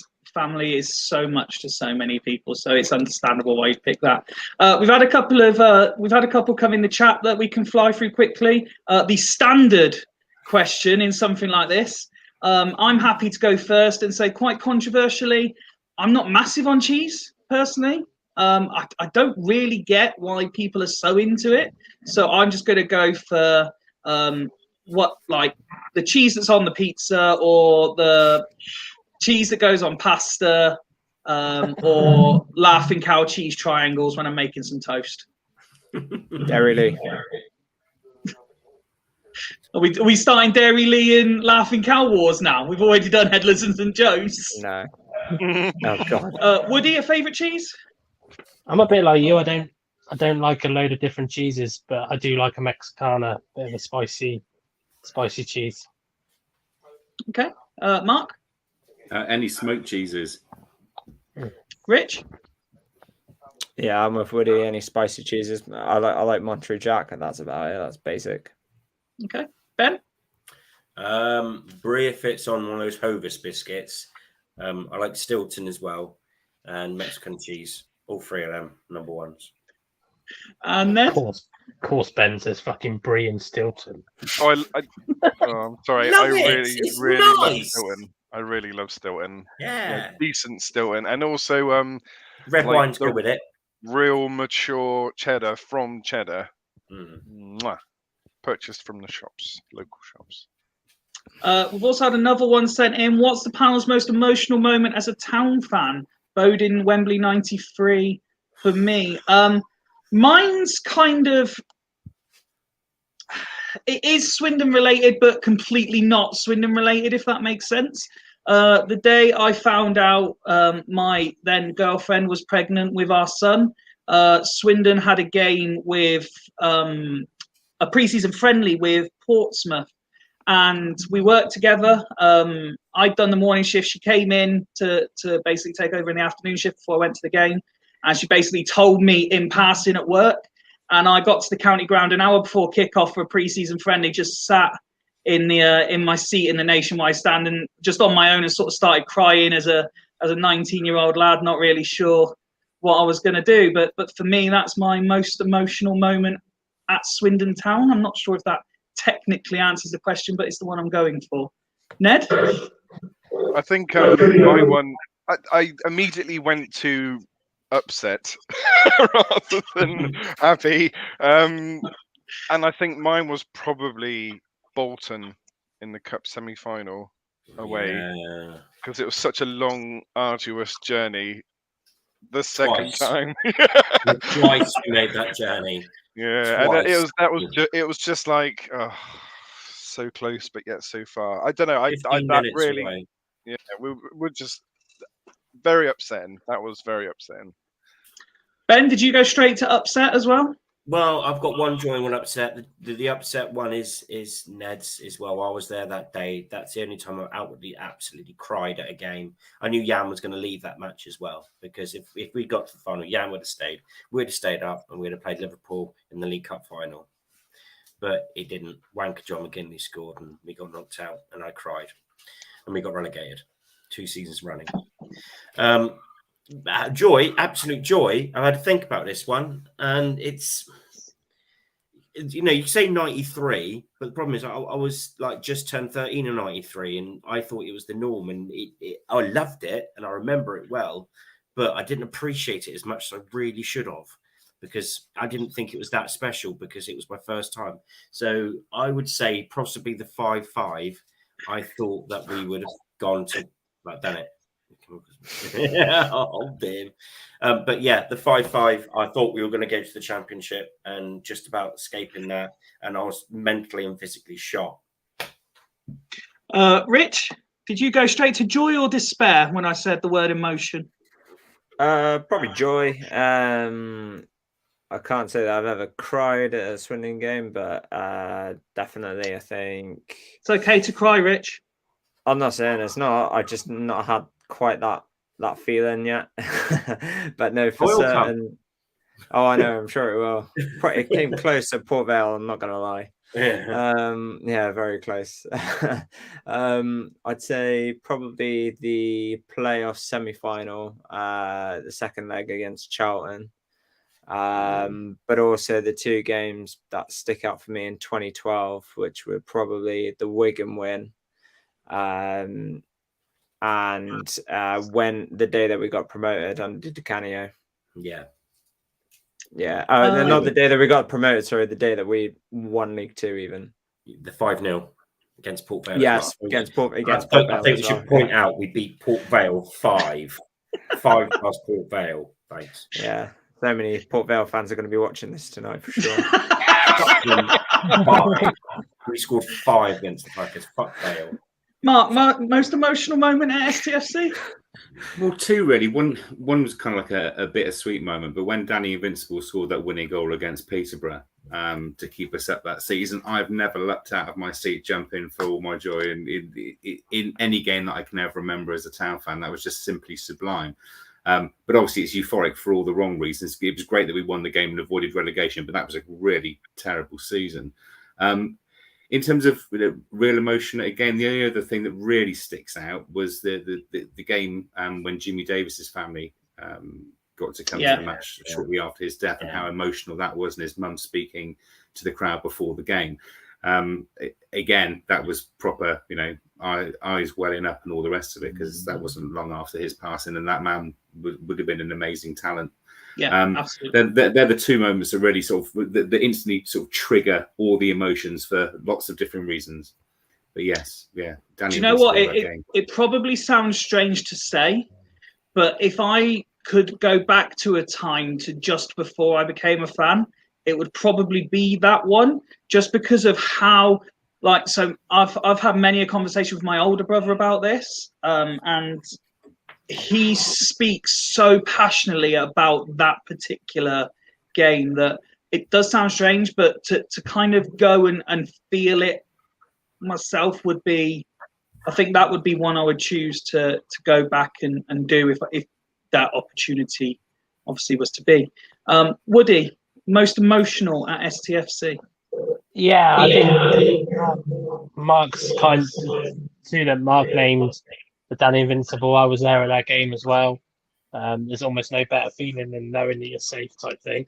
Yeah, I do remember the Jimmy. I didn't think of the Jimmy Davis one, but I do remember that one very well, and that was emotional. But the 2 that stuck out for me, really from one end to the other, when Steve Finney passed away last year, and the kind of, I can't remember the game, and it's really bugging me, which is why I didn't originally want to use the example. But that game afterwards, and the whole crowd singing his name, and that kind of because Steve Finney was one of my heroes because I was a little bit later in the generations in terms of having heroes and stuff like that. So, it's just great to hear. And then from a more positive light, the general feeling when we put that team out against Scunthorpe last season, away to Scunthorpe, we didn't know what to expect. We had the world's most torrid summer in terms of we didn't know we were going to exist. And I think it can't shy away really from how amazing that felt to be able to, and then obviously walk away with a win as well. Yeah, no, that's a great shout. Unless any more come in through the chat, we've just got 2 more questions left, 1 group question and 1 strictly for Ben. So Ben, we'll come to yours first. Do you ever listen to yourself back on any podcast and think that sometimes you may have said something a little bit over the top? Got no time in the day. Do you know what? I don't really listen back. She's laughing. I don't listen back. This is so not true. He clearly, obviously. No, listens to okay, every look, I don't think Ben single- has enough time in the day to listen to himself back. If I've been on like a segment and I listen to the rest of the show, then I do that. But I wouldn't like listen back to these shows. Right. I know that I'm classed as a happy clapper, and I know that I'm classed as this sort of like ultra positive, slightly delusional type character. And I'm not. I generally think what I think, and I don't think I'm that over the top because I can be quite negative and objective. So let me give you a very recent example, Ben, because as I've said before, I do think you are possibly the most positive person with regards to Swindon I've ever heard. But sometimes I just think you get carried away. For example, last night when you were on Lower League Look and you were very forthright in saying you believe Jeffcott could be the best striker in this division. I said one of the best strikers. Right. Liam But took then it as the best striker. when the question got asked and I think the maths just got a bit skewed. It was basically the conversation went and it ended up he would need to average a goal at every game, and you turned around and said, yeah, but if he continues that ratio, he'll have like 50 goals by the end of the season. Yeah, which was a It's like, ridiculous claim. no. I wasn't saying he was going to score 50 goals, but Liam said to me, he needs to be one of the best strikers in the league. He needs to score 9 goals between now and when we play on the 26th. I went, well, that's ridiculous, because if he went at that rate, he'd score 50 goals. If he scores 4 or 5 between us and Bradford, then he's done brilliantly. And Liam was going, that's not enough. And I'm saying 4 or 5 more than enough. If he averages 1, I think 1 in 2 games is a cracking. 1 in 2, I think, is a good ratio. He said he needs to score 9, which is like a goal a game between us and which is a ridiculous stat. He's not going to get that. So I think I was misread then, misunderstood. As I've said before, Ben, please never change. I won't change. If for no other reason than you are great value content. Not what your missus said. Please change is what she said. Listen, I will be open and honest, and I'll speak what I'm on my mind. I think I'm fairly objective, and if it's going well, and I believe it, I'll say it. So we've got one more question, and I think it's the perfect lead-in to our conclusion game as well, because it's potentially a little bit controversial, and it's by our own. It's one of our own that sent it in. Craig has asked, Fifey, can you please ask the panelists in a love, marry, avoid type situation, but they can only pick other members of Fools Rush in? So, what? Indeed. Oh, I'm not Jesus. sure. Love, marry, and avoid. Indeed. Obviously, that's not what the game's normally called, but we're not taking it to extremes. What's the So 3 options then, Fifey? So you get the choice of who you love as a person, who you would marry if you had to, and who you would very quickly drop off the pod. Oh, that's a bit harsh, isn't it? That's a real nasty. Who wants to go first? Can we just have love, marry, annoy? rather than Okay, go annoy then. Go on. I'll let you have that I think then. that's probably better. Well, I'll go. Now I'll you've go said that, first. Ben, you I'll can go first. Fifey. Oh, Go Mark's on. volunteering. Go on. Go on. Mark. Well, for me, love is fairly straightforward. It's got to be Craig, because I've seen him mocked up in all sorts of different costumes and guises, and you know there's a certain attraction and affinity I feel towards Craig as a result. In terms of marriage, Fifey, it would have to be you, just because I think you'd be exceptional company. And Avoid, it would have to be one show, because it's a fairly straightforward choice. I've never met the bloke, so you fall straight off the pod straight away. Do you know what? That is a superb answer, but I'm not letting any of these others cop out by saying one show. Oh, no, come on. Come on. So I'm going to go diagonally across the screen and say Ned can go next. Can I use Kovar Joe in the... Kovar Joe. Yeah, Kovar Joe. Kovar Joe. Total Swindon, Kovar Joe. Yeah. What a nosh. Right. God, this is really tricky. I'm gonna say. So hang on. What did we say was the marry? Love, marry, and annoy. Okay, I'm gonna marry Friday Night Joe. Friday Night Joe. Got a lot of time for him. I wouldn't marry Nick, because he would have been married to about 17 different other females before marrying me. This is very true. Yeah. Love. Do you know what? I'm gonna say Mark as my love, because you know, we've got a special relationship there. In a non-sexual way. You always feel the need to just add the extra bit on. I'm disappointed, though, Ned. Well, we can always talk about it. We've got the rest of our lives together. Because this podcast ain't going anywhere for a while. And Avoid. Oh, Jesus. Annoy. Yeah, we changed Avoid to Annoy. I'm going to say Christian, because he's not on here anymore. Okay. So that's the second person we're not letting people cop out with. Oh no! Come on. Because he hates me as well. He absolutely hates me. Woody, do you want to go next? Well, can't marry or love Rich because that's paedophilia. So does that mean I get a free pass on this then? No. Sure. Annoy would probably be Ned, but not because I just because he's so funny when he's annoyed. So I've spun a nice positive light on your. You changed the terminology, not me. Love. It's got to be Wazza. You got to love Wazza. Yeah. Got to love Wazza. Marry, well, going by Sarah's feedback, definitely not Ben. Given that my wife left me, I'm probably not a great choice. Yeah, I didn't want to say that, Fifey. You said that. It's fine. It's been long enough now. Trust me. I feel like Joe would be a very, very good husband, so I would marry Joe. Joe would look after you, wouldn't he?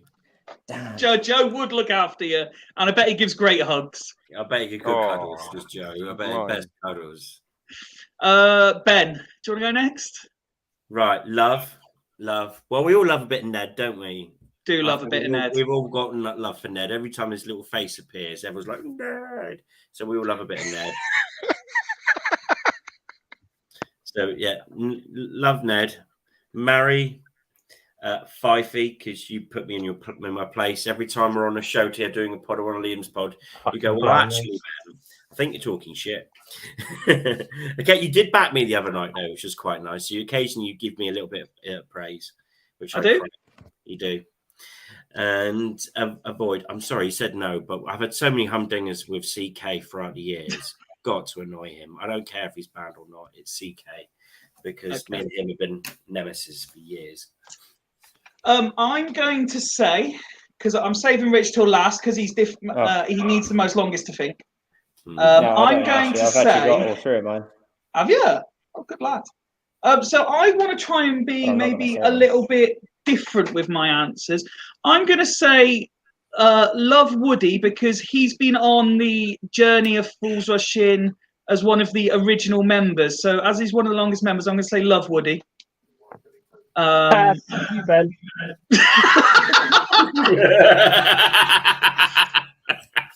I'm going to say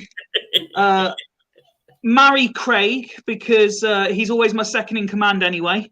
So I'm going to marry Craig, and I'm gonna take the next cop out answer that no one else seems to take. I'm going to say annoy Kieran just because he's annoyed me enough.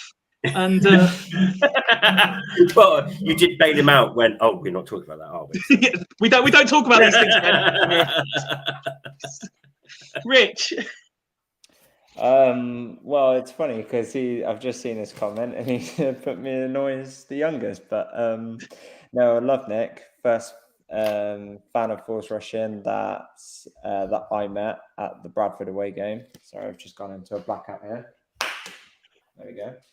Oh my God! Stop clap lights!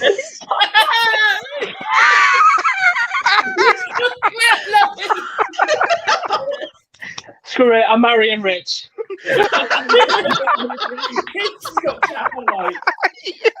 In it for the money.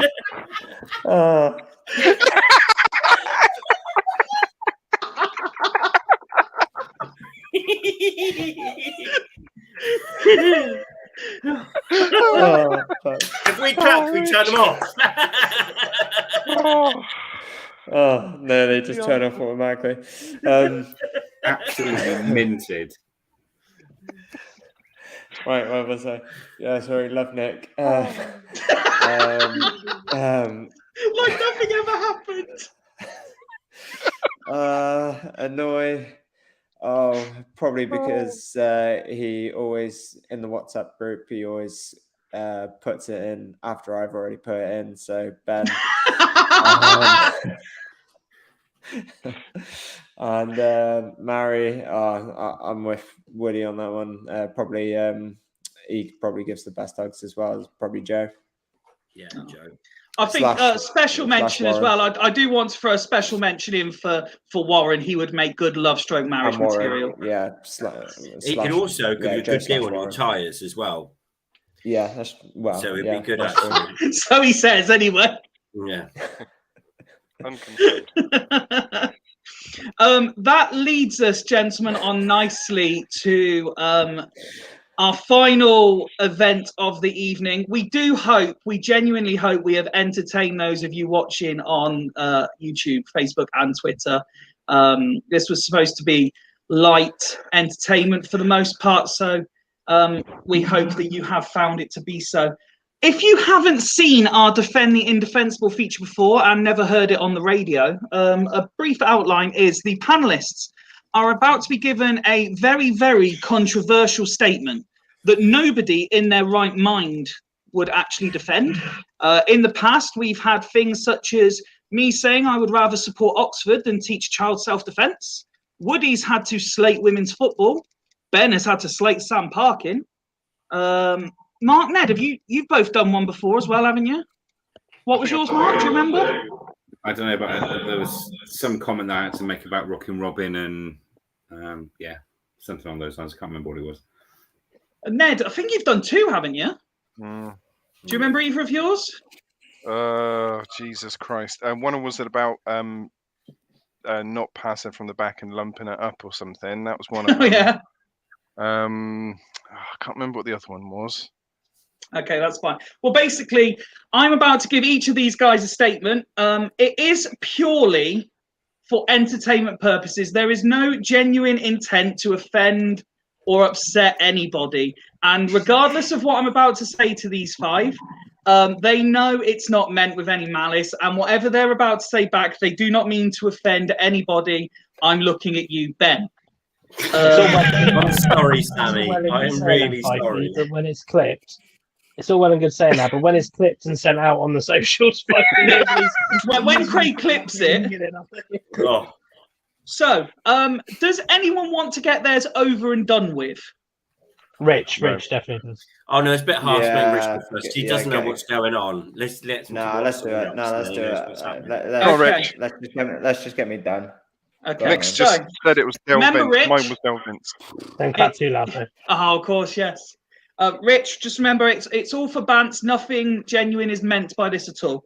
These have been submitted outside of this podcast. Well, no one here has written these, and these guys haven't seen the questions. I'm the only one that has seen these questions. So, Rich, the one that was submitted for you, out of respect for Her Majesty the Queen, during the period of mourning, Ireland should change their flag to the Union Jack.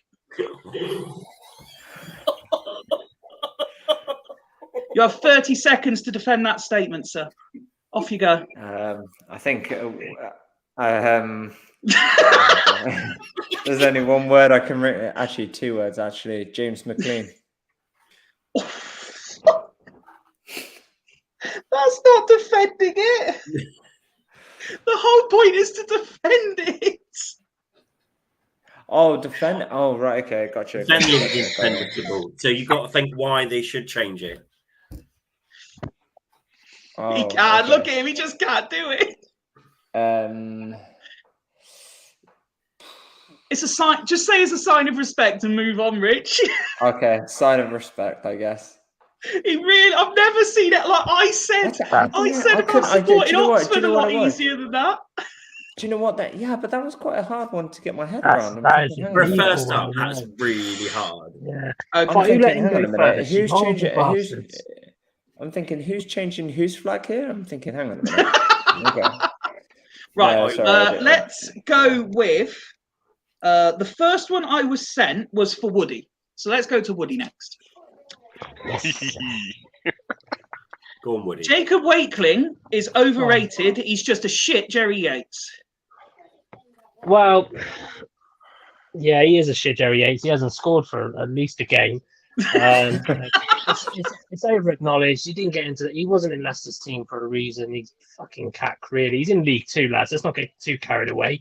Crying out loud. Bloody Neil Ruddock would still do a job on the left wing in League Two. So it's let's not get carried away with it. We'll be lucky if he gets double figures this season, and that's if he gets a couple of penalties like Luke Doris did. Jacob Wakeling, forget what everybody says about him being the next Jerry Yates. It isn't going to happen. He's going to be the next guy, Thomas de Sevi or whatever his name is. That's who he's close to going to be to. Just Vincent Perricard. Well done, Woody. Well done, Woody. That's how it's done, Rich. That's how you defend the indefensible. Right. Gotcha. Next up, shall we Love you, go Jake. to? I want to save Ben till last, I think. Oh, wait. So let's go to Ned. Oh, Um, now Rich understands it. Maybe he can do my one. Okay. So Ned, your question that has been submitted. I'm going to change my name to Ned Adeloy because I'm always failing to score. Off you go. Well, the missus will be impressed that I failed to score because obviously we've got a wonderful relationship. So on that basis, I'm more than happy to change my name to Adeloy because I couldn't, even if I wanted to, I couldn't I couldn't score in a brothel. So I'm more than happy to change it in that respect. When it comes to playing out on pitch, I'm absolutely terrible. I am Adeloy. I'm Adeloy personified. When I'm playing in goal, I'm probably Adeloy personified because he seems quite short and he's probably shit in goal. So yeah, I'm more than happy to change your name to Ned Adeloy. 100%. There you go. Nicely done. So that means, Mark, we come to you next. Where is the question for Mark? Here we go. It's quite a wordy one, Mark, so take a second to take it all in, okay? Sure. In my opinion, the removal of heading the ball in youth football does not go far enough. Any instance of the ball leaving the ground should be penalised with an immediate free kick or penalty and a yellow card for the offender. If a youth player heads the ball, it should be a red card. 100%. And why stop there? To be perfectly honest with you, they shouldn't even be kicking a football at their age. It's an absolute. Have you seen the standard of youth football in this country? I mean, you'd be surprised they can even remember to get out of bed in the morning, let alone put on a kit and get themselves some breakfast and on the football pitch to play a game at 2 o'clock on a Sunday afternoon. Absolute disgrace. I mean, heading the football. I mean, that's the obvious one that they could have taken away in the first place. Because, to be honest, again, have you seen kids try and header a football? They can't even do it in the first place. So that rule's a bit of non-essential. Red cards, yet, to be honest, it make my life a lot easier. Send them all off. Send them all off before they even get on the field of play to play their game. Then we can all pack the goals up, go home and have a proper Sunday roast, couple of pints and enjoy a Sunday afternoon. Exactly how we should do. Fuck 'em. Nicely done. I'm up for it. I'm up for scrapping it. It was a fantastic argument. Sunday roast and a few pints. Lovely. And that leaves us with Ben. Now, Ben, yours that's been submitted is slightly less wordy, but arguably you might struggle the most. Okay? Here's your question that's been submitted. Oh, here we go. Teachers. Jeez. Look at his face. Teachers are overpaid, have too much time off, and yet all they do is moan all the time. Oh, Defend Jesus. that for 30 seconds, Ben. Fucking cool. Was that you?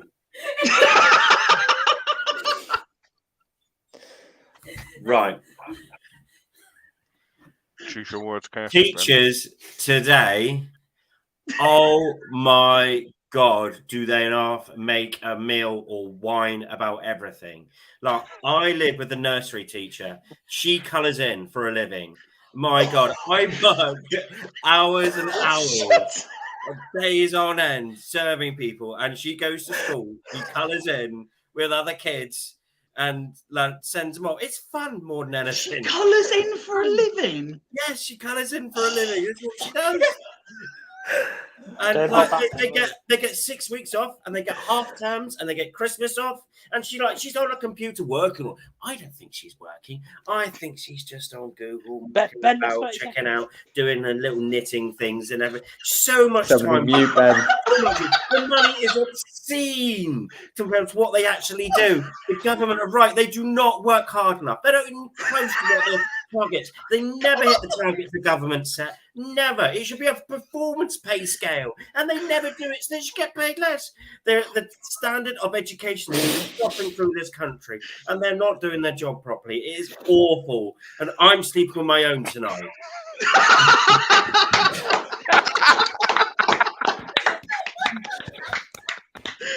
Oh my God! Oh, Ben went off. I thought he was going to try and go really conservative. He just fucking exploded. If you're gonna go in, go all in. Oh, fucking! It was she colours in for a living. What the fuck, Ben? That's quite funny. Oh, superb! I mean, gents, superb effort all round. I couldn't possibly pick a winner out of this tonight. So what I'm going to do is I'm going to throw it over to the crowd. Let us know by Friday's episode, and I'll announce on Friday's episode who won tonight's Defend the Indefensible. As I said at the start, our aim tonight was to offer a bit of light entertainment. We appreciate there wasn't a great deal of proper STFC content. That will come when football returns properly as of tomorrow.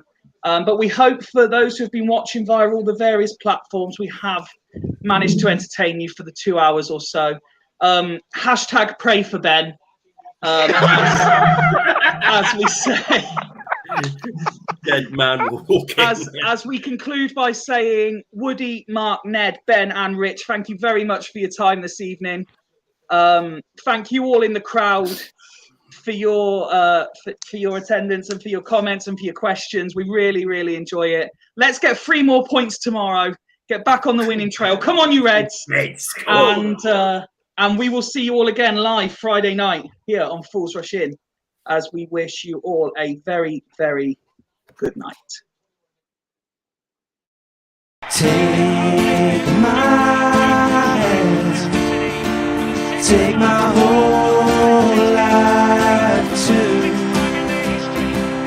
but I can't help falling